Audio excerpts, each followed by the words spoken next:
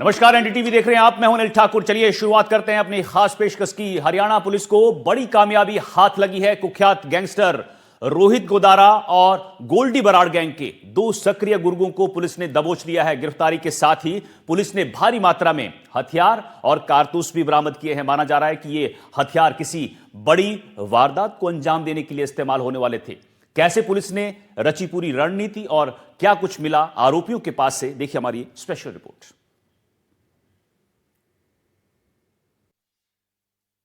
Haryana STF की बड़ी कार्रवाई, गैंगस्टर के खिलाफ बड़ा एक्शन। 4 शार्प शूटर्स को एसटीएफ ने दबोचा। करनाल और कैथल से हुई गिरफ्तारी। रोहित गोदारा, गोल्डी बराड़ गैंग के गुर्गे अरेस्ट। हरियाणा एसटीएफ ने संगठित अपराध के खिलाफ बड़ी कार्रवाई करते हुए गैंगस्टर नेटवर्क को करारा झटका दे दिया है। पुलिस ने रोहित गोदारा और गोल्डी बराड़ गैंग से जुड़े 4 खतरनाक बदमाशों को गिरफ्तार किया है, जो लंबे समय से पुलिस के रडार पर भी थे। एसटीएफ ने अपराधी रमन और लोकेश को करनाल के निसिंग से गिरफ्तार किया।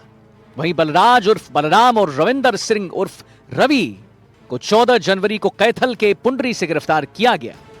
आरोपी के पास से 4 विदेशी निर्मित हथियार, 2.30 बैरेटा पिस्टल, 1 जिगाना पिस्टल और एक 9mm पिस्टल और 8 कारतूस बरामद किए गए।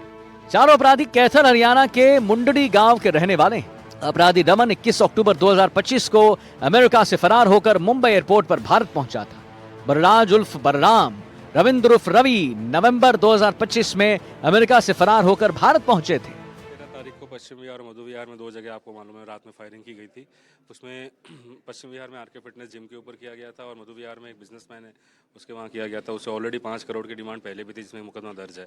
तो इन दोनों मुकदमों में 2 जो शूटर्स थे दोनों सेम थे, वो सीसीटीवी कैमरे में दिखे थे और इनकी खोज जो है वो चल रही थी और कई डिस्ट्रिक्ट्स और यूनिट्स इसमें लगे हुए थे। तो हमारे जो एंटी नारकोटिक्स की जो टीम है, इन्होंने जो सूचना डेवलप की उसके आधार पे जो इनका ट्रैप था उसके अंदर बुराड़ी में हिरणकी के पास जो है 2 लोग रात में सस्पेक्ट आते हैं और उसी सस्पेक्ट के अंदर यहाँ पे जो है इनको रोके को बोला जाता है, लेकिन वो फायरिंग कर देते हैं और उसकी जवाबी फायरिंग की कार्रवाई के अंदर एक व्यक्ति घायल होता है और दूसरे को वहीं पे एप्रीहेंड कर लिया जाता है। रोहित गोदारा और गोल्डी बराड़ के ये चारों बदमाश लंबे समय से पुलिस के रडार पर थे। करनाल एसटीएफ यूनिट ने निसिंग थाना इलाके में उस वक्त कार्रवाई की जब रमन और लोकेश एक बुलेट प्रूफ वाहन में घूम रहे थे। तलाशी के दौरान उनके कब्जे से 4 विदेशी पिस्टल और 8 जिंदा कारतूस बरामद किए गए। जांच में यह भी खुलासा हुआ है कि 3 आरोपी हाल ही में अमेरिका से भी भारत लौटे थे। घायल हुआ है उसका नाम दीपक है। दोनों ही स्कूल ड्रॉप आउट्स हैं वैसे तो, और जो दीपक है उसकी एज अराउंड 19-20 साल के आसपास है और जो सीसीएल है वो भी स्कूल ड्रॉप आउट ही है और बेसिकली उसी का प्लान था। उसने किसी से बदला लेना था तो उसको वेपन चाहिए था, तो उसने सोशल मीडिया के थ्रू कई लोगों में संपर्क किया तो एक पर्टिकुलर प्रोफाइल से उसको रिवर्ट आया। उन्होंने फिर इसको आगे फर्दर कल्टिवेट किया और एक सिग्नल ऐप जो है वो डाउनलोड करवा के फिर आगे फर्दर उनसे सारा काम करवाया गया। उनको लालच भी दिया गया कि तुम्हारे को वेपन चाहिए तो हम वेपन दे देंगे, कैश भी दे देंगे, बट आपको हमारा काम करना पड़ेगा, जो फिर उन्होंने एग्री हुए। आरोपियों ने 23 दिसंबर 2024 को अमेरिका के कैलिफोर्निया के कॉटलैंड शहर में गैंगस्टर सुनील यादव उर्फ गोलिया की हत्या में भूमिका निभाई थी, जिसकी जिम्मेदारी लॉरेंस बिश्नोई गैंग ने सोशल मीडिया पर भी साझा की थी। इसके अलावा 18 अक्टूबर 2025 को कैलिफोर्निया के फ्रेजोना में कुख्यात गैंगस्टर हैरी बॉक्सर पर जानलेवा हमला भी इन्हीं आरोपियों की साजिश का हिस्सा था। इस हमले में एक सहयोगी की मौके पर मौत हो गई जबकि एक अन्य गंभीर रूप से घायल हुआ है। बताया जा रहा है कि हमला लॉरेंस बिश्नोई गैंग के अंदर चल रहे आंतरिक विवाद से जुड़ा था। जांच में यह भी सामने आया है कि आरोपी विदेश से बैठकर रोहित गोदारा, गोल्डी बराड़ गैंग के लिए जबरन वसूली का रैकेट भी चलाते थे। हरियाणा, दिल्ली, पंजाब और राजस्थान में व्यापारियों और आम लोगों के घरों और दफ्तरों पर फायरिंग की घटनाओं को अंजाम दिया गया, खासतौर पर उन मामलों में जहां रंगदारी नहीं दी गई थी। ये करनाल टीम जो जितेंद्र इंस्पेक्टर है, इनको एक खुफिया जो इंफॉर्मेशन मिला है, जो एक सोर्स रिपोर्ट मिला है, जिससे एक रमन सिंह नाम के व्यक्ति को इन्होंने उठाए थे और जिससे वेपन बरामद किए हैं। और उसने यहाँ तो कुछ क्राइम नहीं किया है उसने अभी तक। अभी एक वेपन बरामद हुआ वही है, लेकिन इसने ये कन्फर्स किया है कि इसने अपने साथियों के साथ, जो इंडियन साथियों के साथ मिलके एक 2 मर्डर्स इन्होंने यूएसए में किया है। सो पहला वाला तो इन्होंने 2024 में ये लॉरेंस बिश्नोई गैंग के मेंबर था। एसटीएफ को इन बदमाशों की गतिविधियों की पुख्ती सूचना मिली थी। इसके बाद एक विशेष टीम का गठन किया गया और तकनीकी सर्विलांस और गुप्त सूचना के आधार पर आरोपियों को धर दबोचा गया। अब इन आरोपियों को रिमांड पर लेकर पूरे गैंग नेटवर्क, फंडिंग और हथियार सप्लाई चेन की गहराई से जांच चल रही है।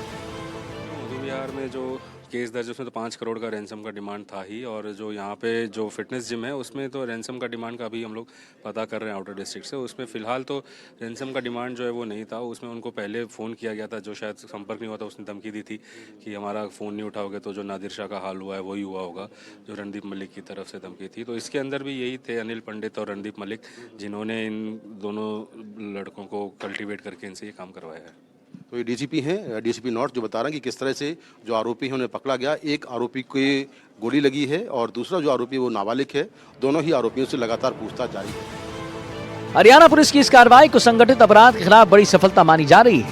पुलिस का साफ संदेश है, गैंगस्टरों और उनके नेटवर्क को किसी भी कीमत पर बख्शा नहीं जाएगा। फिलहाल पूरे मामले की जांच तेज कर दी गई है और आने वाले दिनों में भी बड़े खुलासे हो सकते हैं। Bureau report, NDTV, Rajasthan.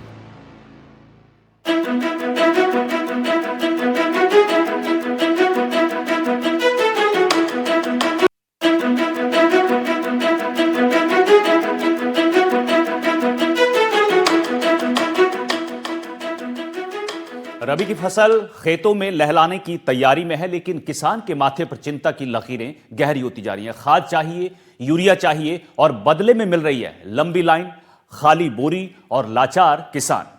सरकारी दावों में भरपूर खाद है, लेकिन जमीनी हकीकत कुछ और ही कहानी कह रही है। आखिर क्यों रबी की फसल के वक्त ही यूरिया गायब हो जाती है? क्यों किसान खाद के लिए दर दर भटकने को मजबूर है? रिपोर्ट देखिए आप।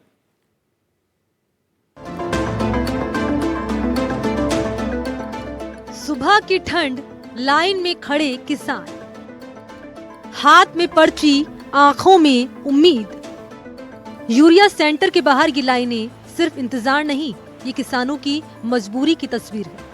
कई किसान रात से लाइन में तो कई खेत छोड़कर आए हैं ताकि फसल को समय पर खाद मिल सके, लेकिन घंटों इंतजार के बाद भी ना तो भरोसा है, ना तय कि बोरी मिलेगी या नहीं। तस्वीरें राजसमंद के कांकरोली की है।